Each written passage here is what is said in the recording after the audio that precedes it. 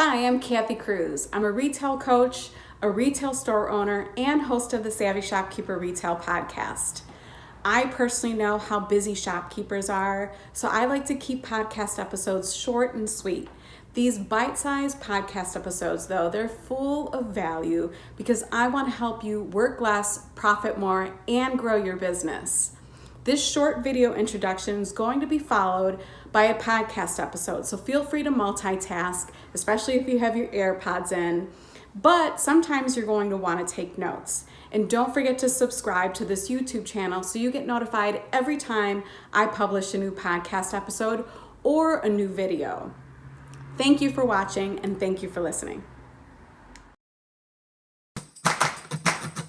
Independent retail business can mean so many things these days. A brick and mortar store, an e-commerce business, a maker's online shop, a booth at an antique mall, and more.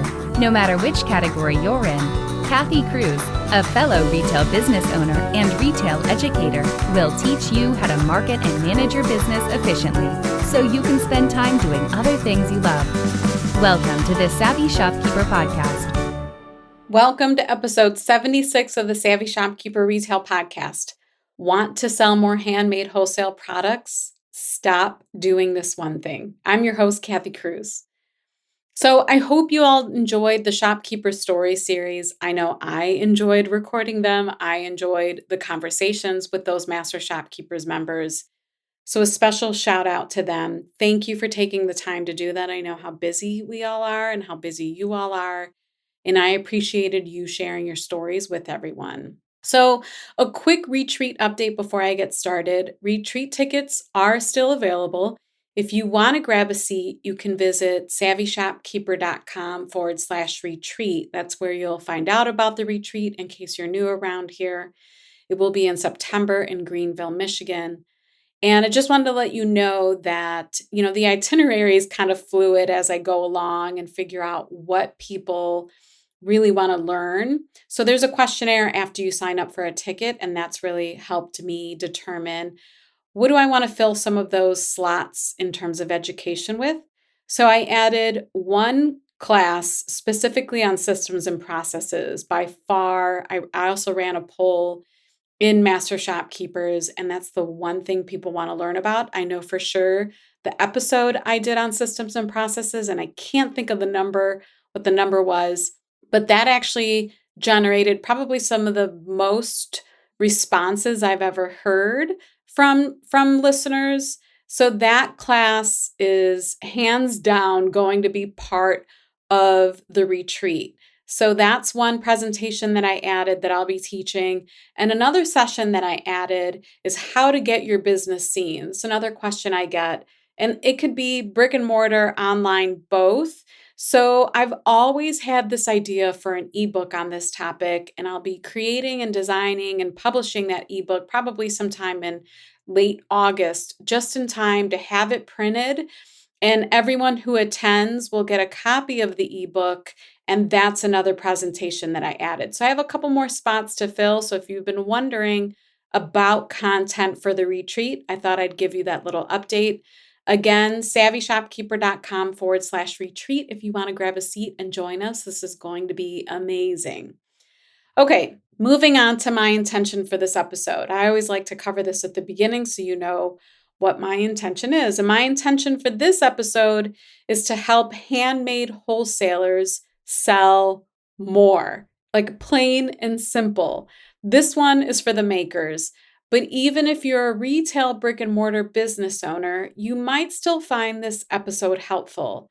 And more importantly, if you have friends who have handmade businesses, or you have friends, or you have people that come to your store and pitch to you, and you can tell that they need a little bit of help, please share this episode with them. I would love for this to be as helpful as possible to the handmade artists out there who want to wholesale.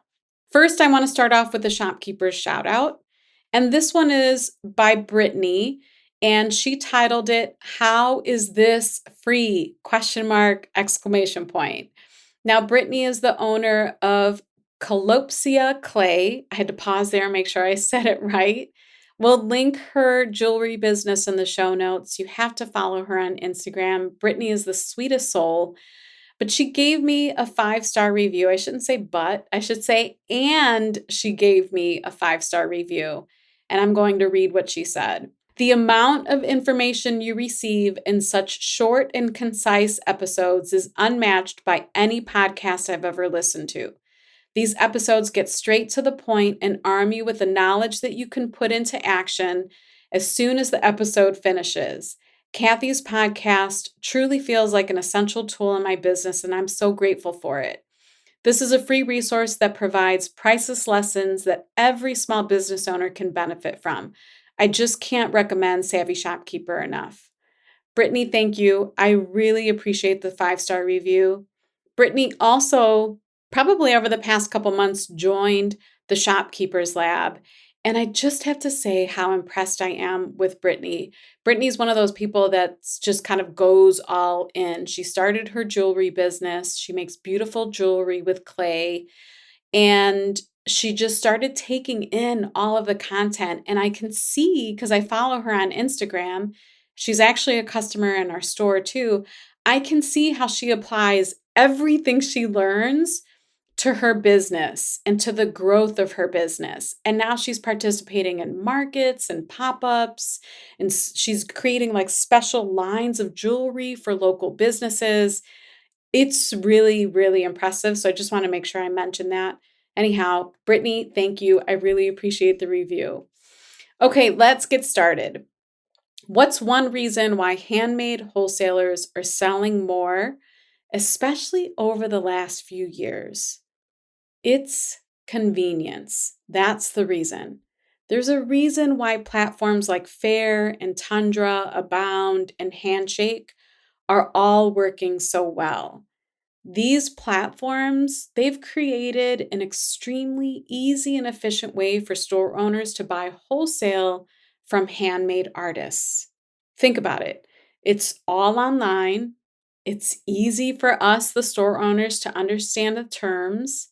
It's easy to understand who we're buying from because a lot of the platforms like feature pictures and information about the person who's making the products.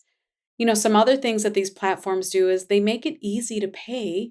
It's like just all around easy to order, right? I'm sure if you're a brick and mortar store owner, you're like, yeah, Faire, Tundra, all those places make it really easy.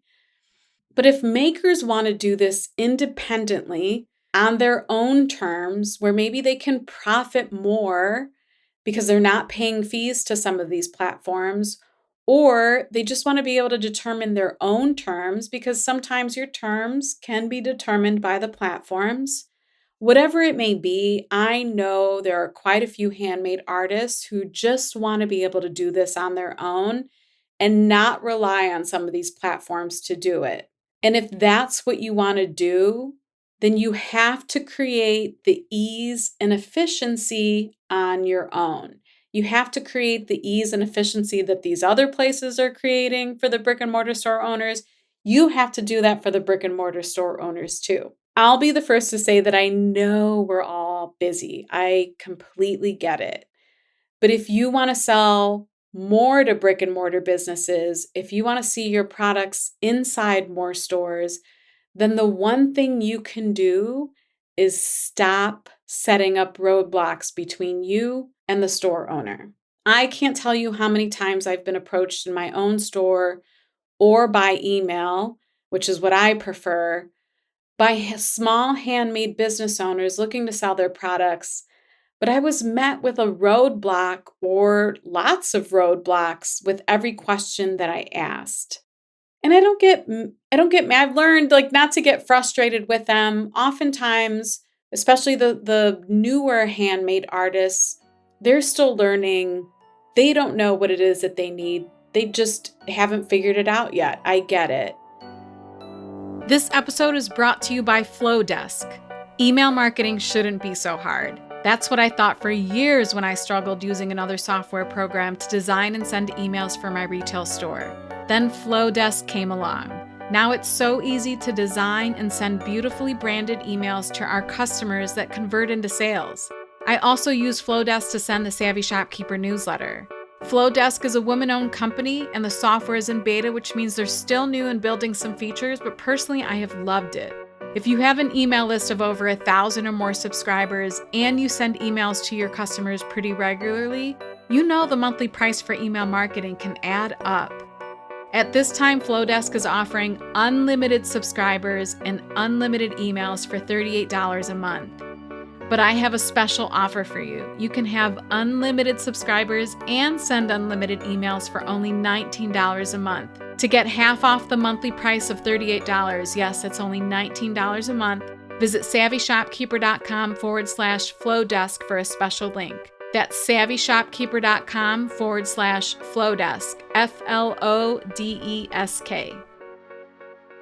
And I also want to add that I, along with so many other brick and mortar store owners, we want to support you. We want to order from you. We also want you to profit more. I can't tell you how many times I've seen in the Shopkeepers Lab where I've seen the brick and mortar store owners ask the handmade artists, can I order directly from you, so that they don't have to go through these platforms and maybe those platforms dip into the profits of the maker. I love that I see that. So I just want to make sure that I mention that because I think it's important that you know we want to support you in more ways than one. So you might be wondering what the roadblocks are, and if you're a maker, you may not even realize that this is happening. So let me explain the roadblocks to you. I also want to start by saying that makers approach store owners in a variety of ways. DMs on Instagram, emails, in-store visits, Facebook messages. I can honestly say that I can't tell you how to approach the store owners because this is what I'm finding, every store owner feels differently. I don't think you'll hit the nail on the head each time. Some store owners like me prefer email. I don't have time in the store to look at products or to have the conversations with people who want to sell to us. I just don't. My time in my store is so limited. I have enough time to get the work that I need done and to take care of customers. So personally, I prefer email. But some store owners prefer in-person visits. They don't want their inboxes cluttered. And some don't mind DMs on Instagram, while I've heard others say they hate when they get DMs. So you just never know. I just don't think you're going to be able to please everyone, every store owner. And we can't read anyone's mind, so we just don't know, right? The point of this episode, however, is to tell you how you might be creating roadblocks and not even realize you're doing it. So with each roadblock that I'm going to share, I'm going to explain a solution or what you can do to eliminate the roadblock. Because I just don't want to tell you that you're creating these roadblocks and then not give you a solution to those, right? So the first question a store owner will ask you is, do you have information about your business, who you are? Maybe what's your story or your journey? I want to remind you that people buy from people. And although it often feels vain to talk about ourselves, it really is a must. You should be prepared to tell your story. Maybe why you started your business, why you make the products. Maybe there's a story behind that.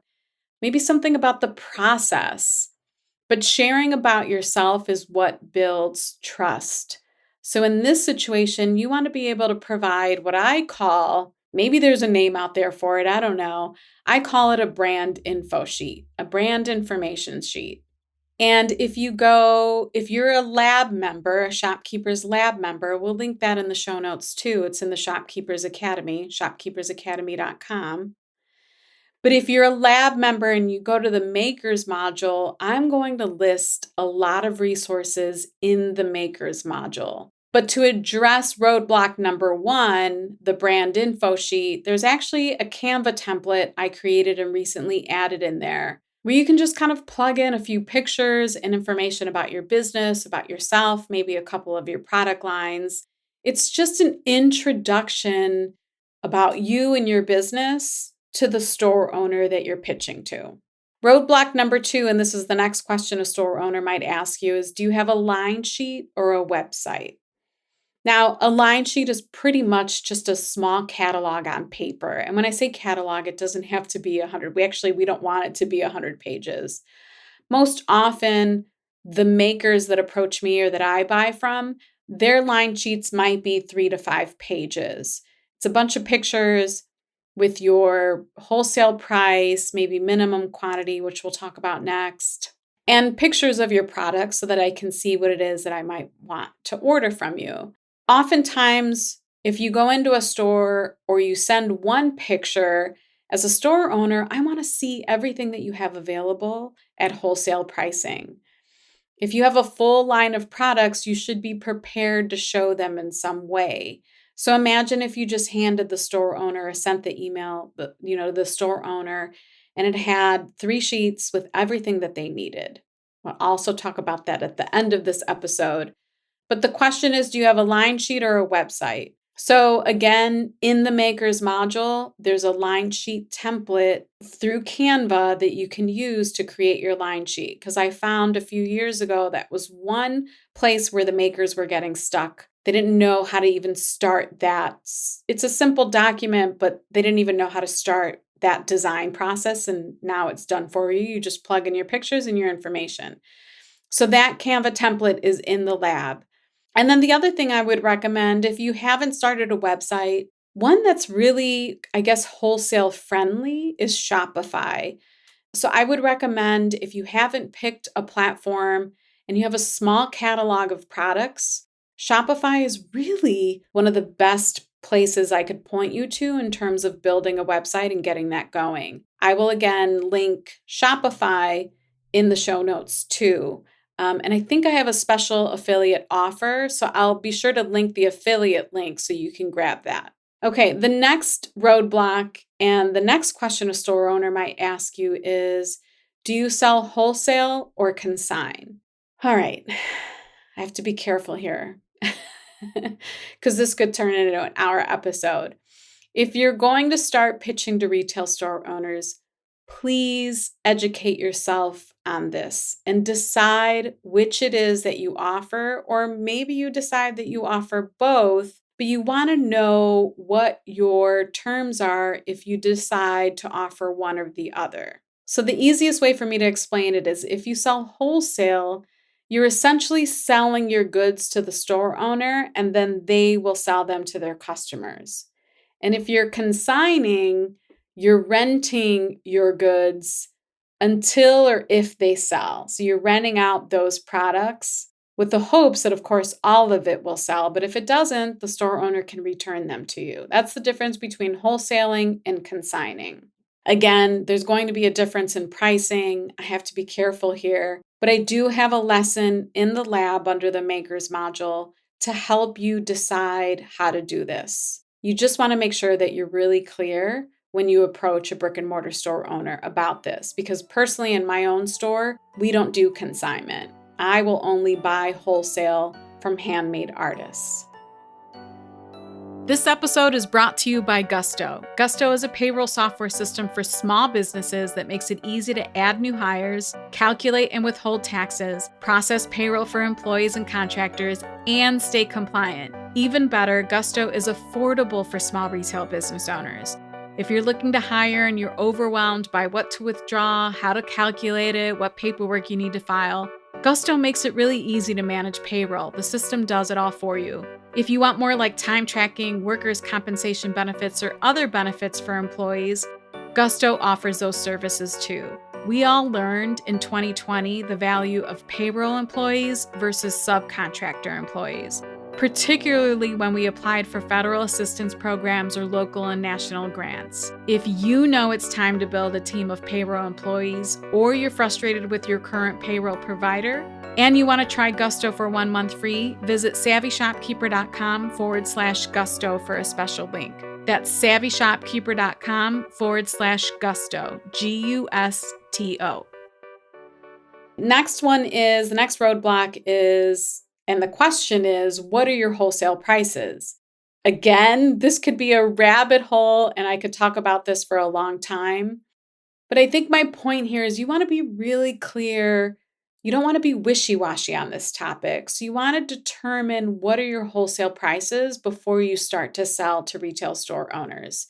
And you want to be firm and confident about them too. So I want to add here that I have some clients who make their own products but don't wholesale at all. And part of the reason is their products are too labor intensive or the cost of supplies to make those products is high. So it doesn't make financial sense for them to wholesale at all. They only retail. But there are some handmade artists that the supplies to make their products, or maybe it's not so labor intensive, and they can offer wholesale pricing, which is usually half of what your retail price is. Again, my point here is to determine what your wholesale prices are in advance. Be clear about it. Be confident about it. Don't be wishy-washy. Again, in the Makers module in the lab, I actually have a calculator to help you determine what your wholesale price can or should be. And that sometimes will tell you right away if you should be wholesaling your products or not. All right, the next question that you'll get, and that could be a roadblock, is do you offer online ordering specifically for wholesale, or do you have an order form? And what I mean by that is I can visit someone's website and I'll just see retail pricing because they sell to the general public. But on occasion, I'll also see maybe a link to access wholesale information. And if you don't have that website set up, maybe you just have a printed form. Either way is fine. It's just that the store owner is going to ask you, how can you order? And sometimes this is the biggest roadblock of all. I personally want this to be as easy as possible. So determine what your system is, whether they can visit your website and order wholesale. Maybe it's through an application with a discount code, a 50% off, or maybe it's a paper order form. But just make sure that you have this set up and make it really easy for someone to order from you. For paper ordering, I've seen makers share an Excel spreadsheet. It's formatted. All the store owner has to do is enter in quantities, like I want 5 of this item, 10 of this item, and the spreadsheet does all of the work. It even totals it. The store owner knows what their total is, what they have to pay you, or the check they have to write out, or I don't know. We still write checks. I don't know if anyone else writes checks. Again, my point is make it as simple and easy as possible. In the Makers module in the lab, there is an Excel spreadsheet template if you want to grab it so that you can offer this to your customers. All right, I have 2 more roadblocks. The next one is a store owner will ask you, do you have a minimum order or minimums on each product? Now, wholesaling is meant to help you sell more, bigger quantities, right? So you should have a minimum order in place. Otherwise, you would just sell retail. You would just sell one item at a time. So make sure you indicate what your minimum order is. And the minimum could be a minimum number of products or a minimum value. For example, if you sell etched glassware, you could indicate on a line sheet that each design that you offer, it's a minimum of 10 glasses. The store owner has to order at least 10 glasses of each design from you. Or it could just be a general minimum order of $200. Whatever it is, you determine that, but be clear so the store owner knows this. And then the next roadblock and the question that might ask you is, what are your other terms? And other terms could be a variety of things, but just to keep this episode short and sweet, maybe it's about shipping. Do you ship or deliver for free? That's a really good example of a term. As a store owner, I love free shipping, but as a retail coach, I want to help you protect your margins. So just be careful here. I don't want you to give too much away, and that means your hard-earned revenue and your time. So sometimes I'll tell makers to offer maybe free shipping on, their first order, and then, it's calculated shipping from that point on. Or maybe it's free shipping after a certain threshold.